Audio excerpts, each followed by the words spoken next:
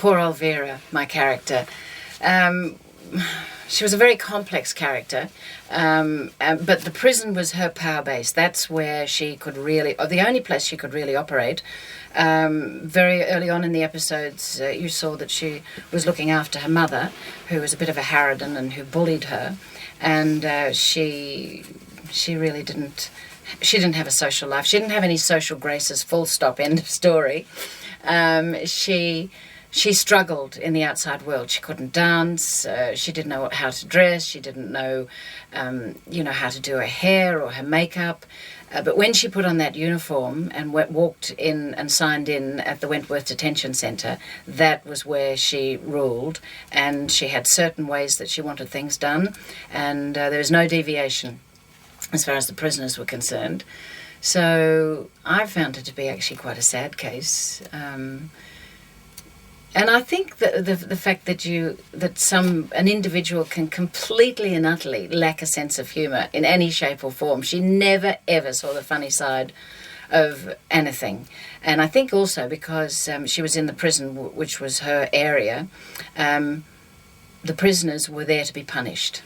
She didn't believe, Erica Davidson believed in rehabilitation, Meg Morris believed in listening to their problems, and Vera Bennett just wasn't like that. She said, this is a prison, it's not a holiday camp, you're here to be punished, and she just went along doing what she did, maintaining law and order.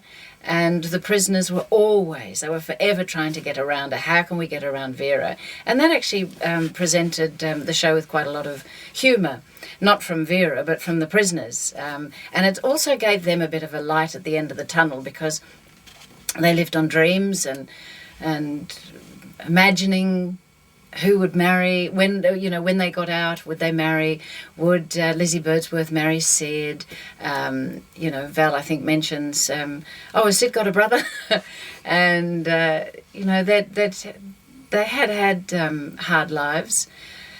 And they used to dream and talk and plot and plan. And I was there to interrupt those dreams and those plots and the plans. So in that way, it was a fabulously interesting character to play. But I also found her quite sad.